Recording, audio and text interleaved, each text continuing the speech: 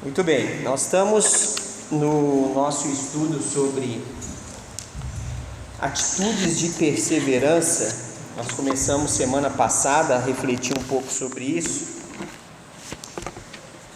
E como nós temos dito, a nossa salvação, a oportunidade de termos um relacionamento com Deus é o maior presente que qualquer pessoa nesse mundo pode receber. E quando nós recebemos um presente tão valioso, tão importante, temos a obrigação e o dever de cuidar com toda a força, com tudo que somos, com tudo que temos, porque é um presente único, exclusivo. Por mais que ele é oferecido a todos, cada um desfruta dele de uma forma exclusiva. O relacionamento com Deus é uma questão particular de cada um, apesar que todos têm que andar pelo mesmo caminho, né? Mas a caminhada de cada um é uma forma exclusiva. Então a gente tá conversando sobre essa questão, atitudes de perseverança.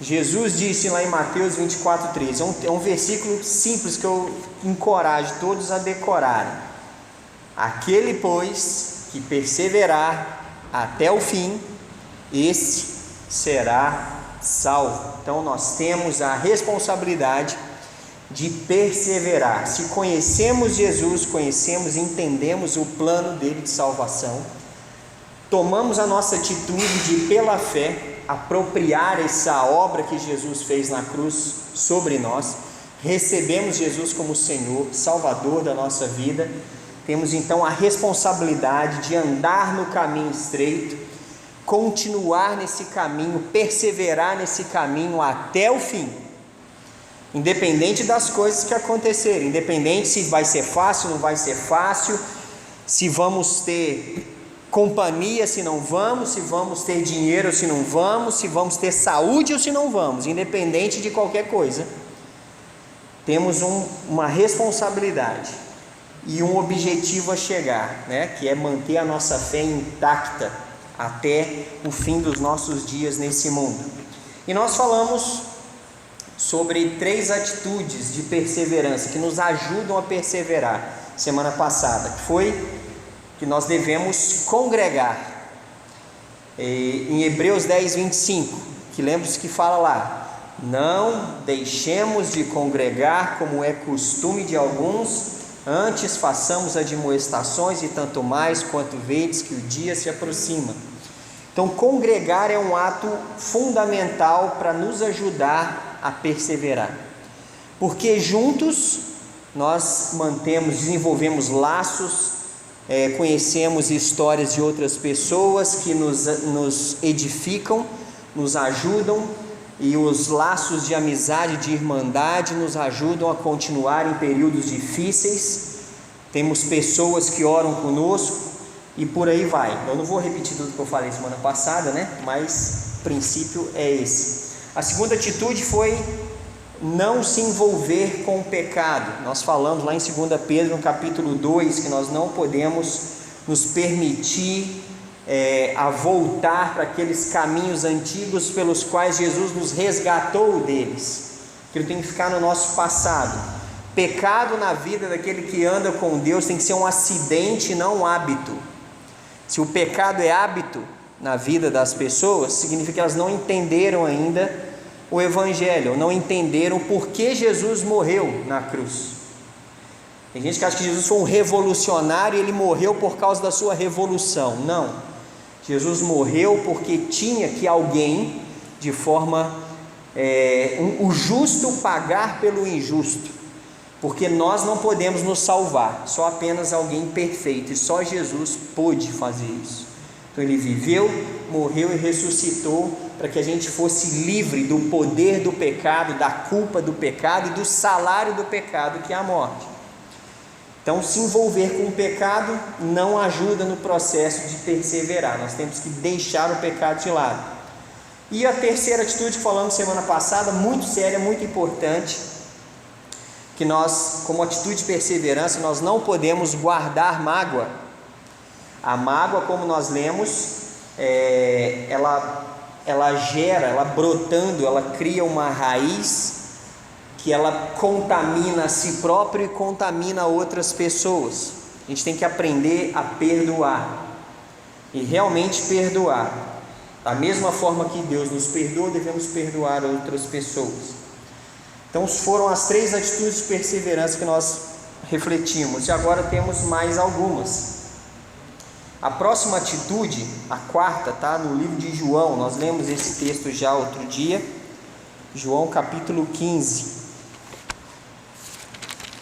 Uma atitude de perseverança é frutificar. João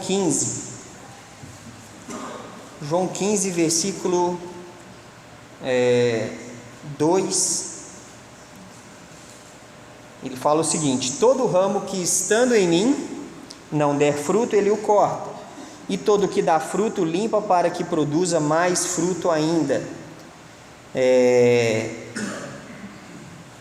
Versículo 5 ele fala: eu sou a videira, vós os ramos, quem permanece em mim e eu nele, esse dá muito fruto, porque sem mim nada podeis fazer. Então a importância de frutificar é uma atitude de perseverança.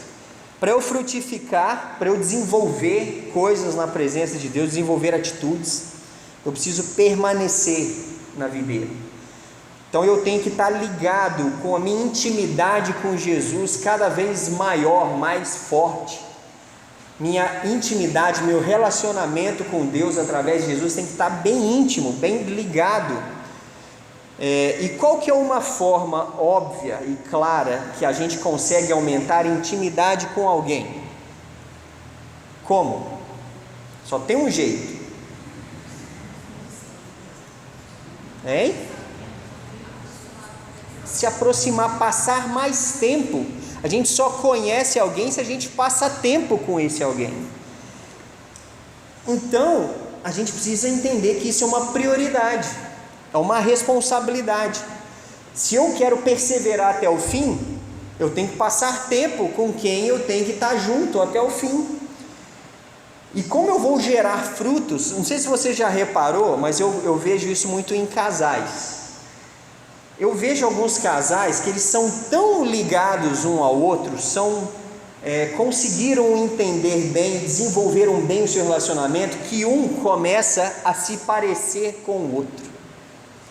Eles começam a falar da mesma maneira, começam a ter as mesmas práticas, os mesmos hábitos. Lógico, não vão ser igualzinho, evidente que não, mas eles conseguem de uma certa forma, não por força, não é por obrigação, mas pela intimidade, eles começam a parecer um com o outro, até o jeito de falar. Eu conheço alguns casais que são assim, é muito interessante, né? Eles se parecem, pela convivência, eles começam a se parecer um com o outro, mesmo que são completamente diferentes. E com Jesus é assim. A gente tem que ser tão íntimo de Jesus que a gente começa a se parecer com Ele, com as suas atitudes, a forma como Ele agia, a forma como Ele falava, a forma como Ele lidava com as pessoas, como Ele lidava com as coisas. E isso vai gerando frutos. Então uma intimidade com Jesus maior vai gerar fruto. Que fruto é esse? A gente sabe. Lá em Gálatas 5 tem a lista ali do fruto do Espírito e tudo que deriva dele, né? Lembra de Gálatas 5, 22, 21, 22, 23, está ali, Gálatas 5, 21, 22 ou 23. Mas o fruto do Espírito é amor, alegria, paz, longanimidade, benignidade, bondade, fidelidade, mansidão, domínio próprio. Contra essas coisas não há lei, é o que está escrito lá. Então eu tenho que produzir isso. Se eu ando com Jesus, ou se eu acho que eu ando, ou se eu digo que eu ando, essas coisas têm que serem desenvolvidas na minha vida. Amor por Deus, amor pelos outros, amor pelos irmãos em Cristo, amor pela família, amor pelos perdidos lá fora. Se eu não desenvolvo isso, mostra que eu não estou tão íntimo de Jesus assim. Alegria independe das circunstâncias. Eu não sou alegre, eu não devo ser alegre só se tudo estiver bem, se os boletos estiverem pagos, se tudo estiver certo, se ninguém estiver doente. Não é isso que gera alegria. Como fala o Salmo, a alegria do Senhor é a nossa força. O que é a alegria do Senhor? É eu entender quem Jesus é, quem Deus é, aonde Jesus está na minha vida, o que Ele já fez, o que Ele tem feito, o que Ele pode fazer. Isso é motivo suficiente para eu estar alegre. Pode estar chovendo, pode estar calor, pode estar sol, pode estar nublado, pode estar início de mês ou fim de mês, com picanha na mesa ou com salsicha na mesa. Não interessam as circunstâncias. A alegria é um fruto. E o quanto de pessoas nós conhecemos que não têm alegria? Isso é triste. A gente precisa desenvolver fruto, porque se a gente não desenvolve fruto, a gente morre. Então, amor, alegria, paz. Quem hoje não precisa e quer ter paz? Que paz é essa que fala lá em Gálatas? Paz com Deus. Eu não estou em guerra com Deus, não estou vivendo uma vida que gera separação de Deus. Eu estou em paz com Deus através de Cristo. E eu tenho a paz de Deus, que é aquela tranquilidade, aquela serenidade, que eu posso estar passando por um momento extremamente turbulento, que ao meu redor está tudo confuso, mas eu sei em quem tenho Cristo, bem certo que Ele é poderoso para guardar o meu depósito até aquele dia. Então isso me gera tranquilidade interior. Está tudo meio confuso ao redor, mas eu sei que Deus continua no controle. Quando Deus está no controle, eu não preciso ter medo. Já contei para vocês a história do avião em turbulência. Um avião lotado passa por aquela turbulência e chacoalha de lá, chacoalha daqui, e o povo apavorado, e uma criança de uns 8 anos sentado num dos bancos ali na maior tranquilidade, e chacoalhando tudo para lá e para cá, e todo mundo começa a gritar.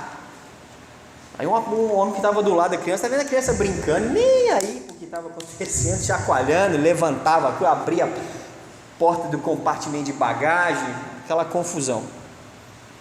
Aí a pessoa falou assim: você não está com medo? Você não está vendo que estava essa confusão? Eu falei: não estou com medo, está tudo certo. Mas por quê? Porque meu pai é o piloto, eu sei quem está pilotando o avião, então eu sei quem é. Então, se a gente sabe quem é o piloto da nossa vida, pode estar tudo balançando, mas eu sei quem é o piloto. Eu não tenho que ficar desorientado, eu posso ter paz. Não preciso perder sono por causa de problema. Isso é um fruto, tem que ser desenvolvido, cultivado. O amor, a alegria, a paz, a longanimidade. O que é longanimidade? Longo tempo para se criar ânimo, para se perder a paciência com alguma coisa. Pavio hiper, extra, ultra longo. E nunca estoura, porque é tão longo que uma hora o fogo apaga, ele nunca chega na bomba, né? Então, isso é um fruto. Você tem esse fruto? Será se eu tenho esse fruto? Eu me pergunto, toda vez que eu dirijo nessa cidade, eu me pergunto se eu sou longânimo. Porque oportunidade para testar a sua longanimidade, até os montes. Nunca peça a Deus paciência. Já falei isso, né? Já te ensinei isso aí. Nunca peça paciência, porque se pedir, Deus vai te dar todas as oportunidades para exercer aquilo que você está pedindo para Ele. Então não pede paciência não, fica quieto. Deixa naturalmente você aprender a coisa. E vai, olha, eu tenho que ficar calmo, tenho que entender. Calma, respira fundo, conta até 2.300, está tudo certo. Longanimidade é um fruto, eu tenho que desenvolver isso, e por aí vai. Então frutos são necessários, são essenciais, e sem Jesus eu não produzo esses frutos, como ele fala no João 15,5. Ele limpa, ele dá condições da gente produzir esses frutos. Eu tenho que permanecer nele, Então ele vai nos ajudar a produzir muito fruto, porque sem ele, sem a videira, sem a gente estar grudado na videira, sem estar a gente grudado em Jesus, a gente não produz isso. Ninguém desenvolve fruto longe ou descolado, ou desconectado da videira, impossível. Então eu tenho que estreitar meu relacionamento com Jesus para frutificar mais. A gente tem que deixar Deus limpar a gente também. Não é que fala aí que no versículo 2 que o agricultor limpa o ramo para produzir fruto, produzir mais fruto? A gente tem que se permitir Deus passar aquela foice em nós, que tirar algumas ervas daninhas que sugam a nossa vitalidade e não permite que a gente produza frutos. E quando uma foice passa, não é muito agradável não, né? Quando tem que passar por uma poda, não é agradável. Passa, fica meio machucado, mas depois cicatriza e a gente vê o benefício daquilo. A gente tem que se permitir que Deus nos limpe, Deus atue em nós. Tem muita coisa que a gente precisa mudar. A questão é, a gente tem coragem de pedir para Deus mudar isso? Seja um traço da personalidade, uma mania. Tem muita gente que tem ideia fixa com muita coisa, né? A gente fala demais. Deus, me trata para eu falar menos. Tem gente que fala de menos. Deus, me ajuda a falar um pouco mais. A gente range igual porta velha. Já viu aquelas portas velhas que ficam rangendo? Não, para com isso. Se Deus está querendo podar alguma coisa, poda. Vai doer? Vai, mas é necessário para a gente desenvolver frutos. Porque desenvolver frutos é uma atitude de perseverança. Quanto mais eu frutifico, mais próximo da videira eu estou, mais recebendo nutriente da videira eu recebo. Então é essencial desenvolver fruto. Se eu não desenvolvo fruto, eu corro riscos, né? Então a gente não quer andar na corda bamba, a gente quer realmente ter atitudes de perseverança. Outra coisa importante que nos ajuda a permanecer na nossa caminhada, né? No nosso processo aqui de permanecer. Essa é uma questão muito séria, muito importante. Para eu ter uma atitude de perseverança, eu tenho que tomar cuidado e não me envolver com doutrina falsa.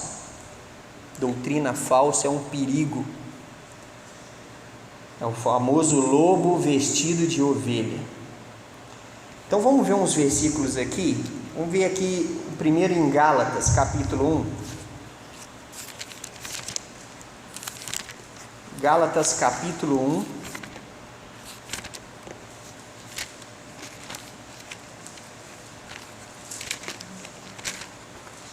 Olha que o apóstolo Paulo que alerta os Gálatas.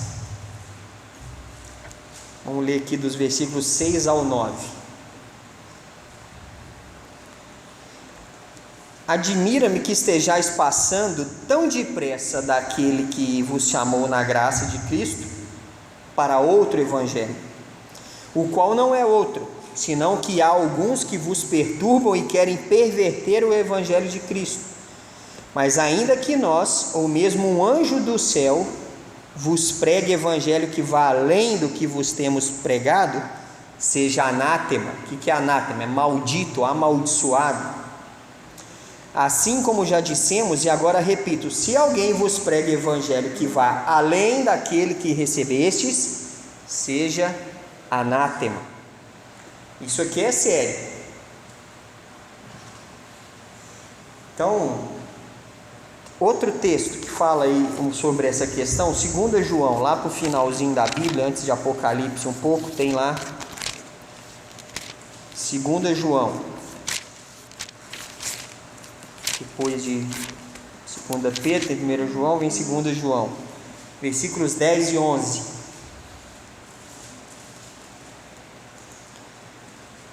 Olha só, se alguém vem ter convosco e não traz esta doutrina, não recebais em casa, nem lhe deis as boas-vindas, porquanto aquele que lhe dá boas-vindas faz-se cúmplice das suas obras más. Então isso aqui é muito sério.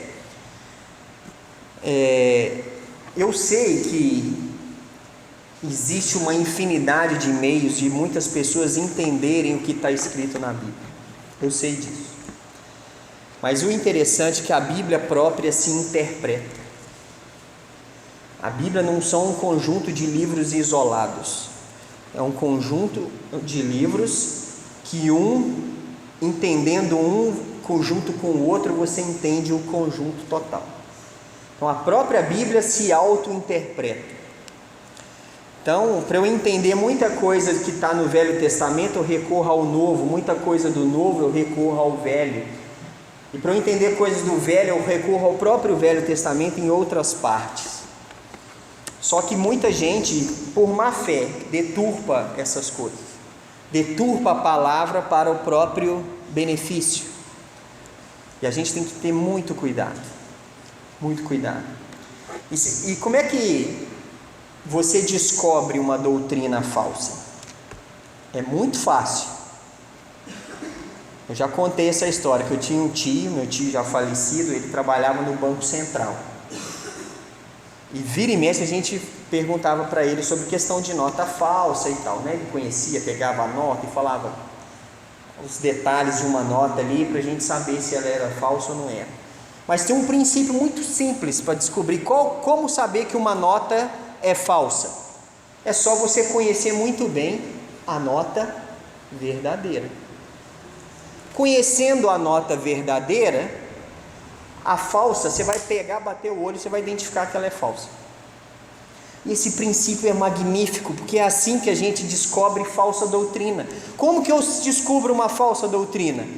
É só eu conhecer a doutrina correta, verdadeira. É muito simples. Eu preciso só ler, conhecer, estudar e no máximo possível me aprofundar. Então, conhecendo a verdadeira doutrina, quando vier a falsa, rapidinho eu descubro que aquilo ali está fora.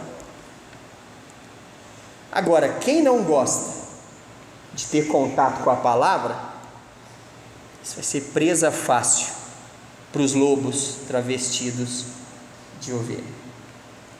Como eu falei, não sei se foi domingo à noite, domingo de manhã, ou recentemente eu falei que lá em Atos 17 tinha o povo da Bereia. O povo da Bereia, fala lá que eles eram mais nobres do que o povo de Tessalônica, porque eles iam para a sinagoga, ouviam o rabino falar, o mestre da lei falar, chegavam em casa e pegavam os seus rolos das escrituras e abriam e conferiam se aquilo que foi dito lá era a mesma coisa que estava escrito ali. É assim que tem que fazer.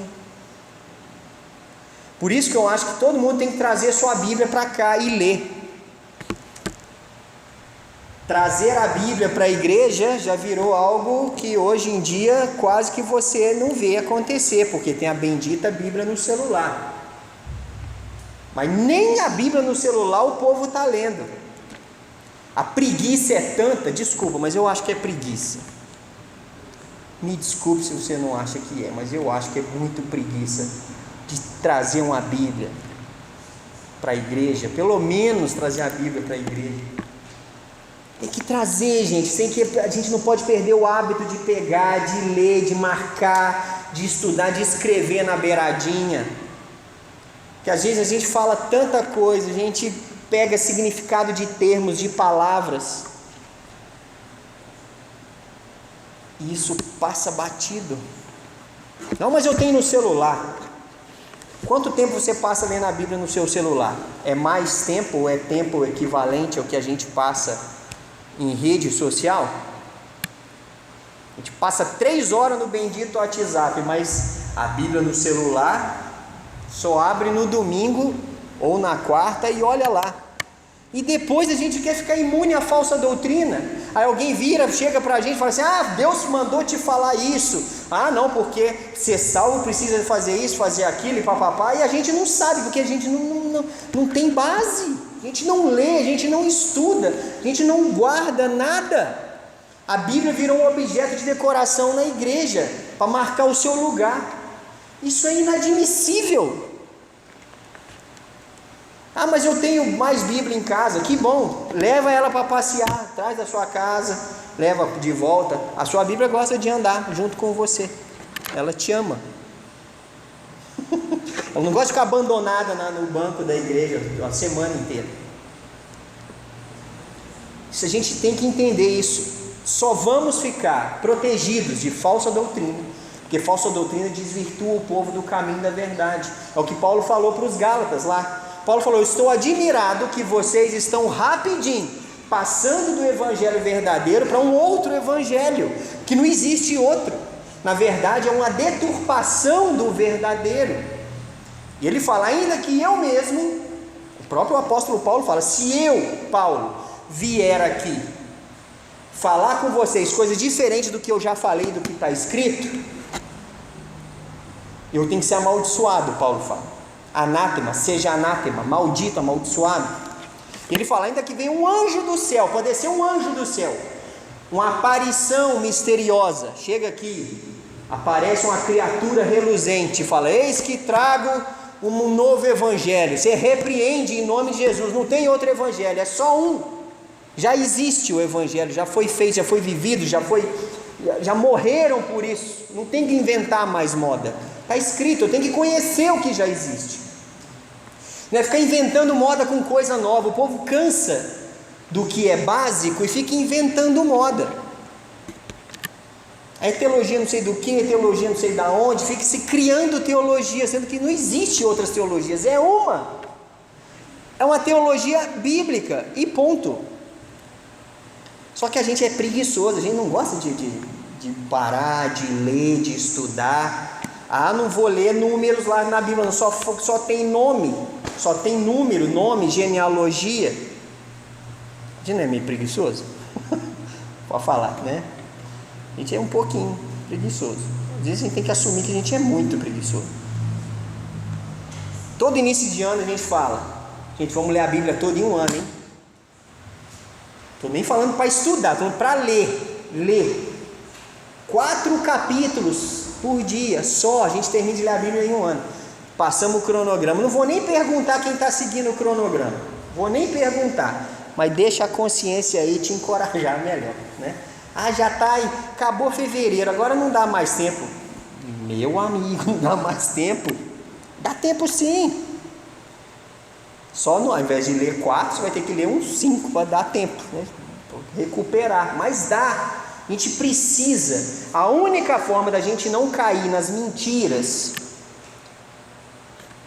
travestidas de verdade é conhecendo a verdade. Ah, mas eu não tenho condição de aprender. Lembra do anjinho e do diabinho, né? Lembra que eu já dei essa ilustração. A carne fala uma coisa, o Espírito fala outra. O Espírito fala: lá, dá uma lida aí, você dá conta. O Espírito Santo ilumina ainda, te ajuda a entender aquilo que antes você não conseguia entender. Mas vem a carne, que é a ilustração do diabinho, do anjinho e do diabinho. O anjinho é o Espírito Santo: não, lê, se alimenta da palavra, vai na igreja ouvir a palavra, presta atenção na pregação, não fica viajando nas coisas, né, que acontecem. O senhor vem para a igreja e fica no WhatsApp ou fica vendo outra coisa, presta atenção, fica naquela viagem emocional descontrolada, aí não absorve nada. Então você tem que ter isso em mente, presta atenção. Você está aqui para quê? É para ouvir a palavra, então vamos focar nossa atenção nisso. Ninguém está te pedindo mais do que atenção em meia hora, 40 minutos na mensagem. Então isso é fundamental, porque senão chega ali fora, começa cheio de gente que fala bem, tem ótimos argumentos, vai usar até a própria Bíblia para te enganar. Não, mas a Bíblia fala isso. Como eu já falei aqui, domingo eu mencionei exemplos de gente que usou a Bíblia para inventar moda e fazer coisa absurda. Mas se você conhece a verdade, você vai identificar facilmente a mentira. A gente não quer ser enganado, né? Todo mundo já pensou alguém assim. Sabe quando alguém te conta que caiu no golpe daquele do falso sequestro no telefone? Sabe, alguém já te contou. Você fala assim, mas como é que você caiu nisso?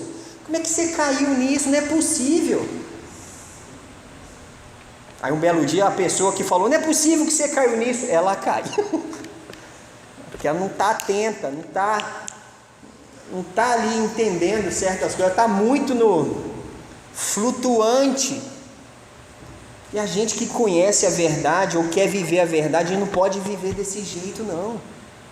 A gente tem que ter foco, tem que ter centro, tem que ter direção, porque eu tenho que perseverar até o fim.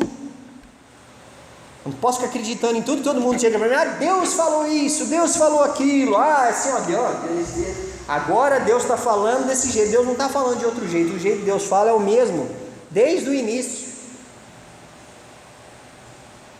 Deus nunca mudou o jeito de falar com ninguém. A voz de Deus, quer ouvir a voz de Deus? É só abrir e ler. Aqui está a voz de Deus. Não, mas eu queria ouvir a voz de Deus igual Moisés. Você fica imaginando que Moisés ouviu a voz de Deus lá na sarça ardente, igual o Cid Moreira narrando a Bíblia. Eis que veio. Não, você não vai ouvir a voz de Deus assim. Não vamos. Não é dublado no nosso idioma, né? Cid Moreira. Não, quero outro. Não. A voz de Deus é essa. É o que está escrito. É só ler. A gente fica inventando muita moda. E é perigoso. E quando chega a turma, eu já vi muito isso. Muito. A pessoa está na igreja, converteu e tal, mas ela ainda não está naquele processo de se alimentar da palavra. Aí chega a turma lá na casa dela, com as revistinhas. Tem uma mensagem da Bíblia para você. É mensagem da Bíblia? Entra! Você chega lá, uma cilada, não é nada de Bíblia. Não, porque a revistinha aqui mostra aquelas figurinhas bonitas do lobo abraçado com o leão, as crianças comendo maçã, aquela maravilha. Não, você não quer fazer um estudo da Bíblia. Aí você pega a Bíblia da criatura, está escrito assim, Tradução Novo Mundo das Escrituras. Nem Bíblia não chama, tem outro nome. Já começa por aí. Não, mas é de Deus, falou que é de Deus. Não faz isso não. O que lá em 2 João a gente leu? A gente tem nem que receber em casa, porque senão eu estou me tornando cúmplice de obras más. Ninguém está falando que você tem que ser mal educado ou tratar mal. Eu não tenho que dar abertura na minha casa ou na minha vida para falsa doutrina. É simples. Eu tenho que perseverar na verdade, perseverar naquilo que está escrito, naquilo que Deus já deixou. E uma das coisas boas que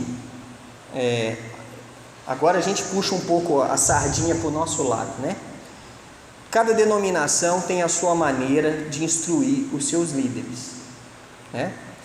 E é importante que tenha. Eu fico preocupado quando alguém assume uma posição de liderança e ela não tem um pingo de preocupação em se preparar. Isso me deixa bem preocupado. Porque a possibilidade de ela falar, instruir o povo em coisa que não deve, é grande. Não, mas é Deus que capacita. Deus capacita, mas não tira da pessoa a responsabilidade de se preparar, certo? Então, ainda bem que nenhuma igreja Batista Livre que você entrar, vai ter alguém na frente, liderando, que não passou por pelo menos 4 anos de estudo teológico profundo. Então é só aqui? Não estou falando isso. Cada denominação tem a sua forma de instruir seus líderes. E se denominação não tem instrução para líder, cuidado, que a possibilidade da coisa estar esquisita ali é grande. Então é uma preocupação que a gente tem, que aquilo que é dito aqui seja o mais bíblico possível, porque estamos lidando com a eternidade das pessoas, o caminho que leva à vida eterna. Se eu instruir errado, eu posso levar alguém para a morte eterna, porque eu estou ensinando um caminho que não é o caminho da verdade. Eu presto conta a Deus disso. Então tem uma extrema preocupação. Então por isso, cuidado com tudo que reluz, e nem tudo que reluz é ouro. Em tudo que reluz é ouro. Muito cuidado. Ah, mas um anjo desceu do céu. Cuidado, se esse anjo desceu e falou coisa que está diferente, manda esse anjo embora. Ô anjo, estou fora, não quero não. O próprio Paulo falou isso. Pode descer um anjo, fala que é Miguel, que é o arcanjo Miguel. Não, mas eu sou o arcanjo Miguel, mas ele vai falar o quê? Não, falar que agora para ser salvo é só comer pão de queijo nos domingos. Não, nada a ver uma ilustração. Mas independente do que esse anjo falar, se estiver fora, larga o anjo para lá. Que a verdade já está aqui. A palavra de Deus já foi falada, já foi dita, já foi ensinada, já morreram, já viveram, e você conhece milhões de pessoas que têm sido transformadas por essa mensagem. Ah, mas tem gente que deturpa. Tem. Um dia Deus vai acertar a conta com elas. Mas para eu não cair na cilada deles, eu tenho que conhecer a verdade como ela é. E é isso que eu te encorajo. Te encorajo a ler. Lê, estuda, conheça, decore.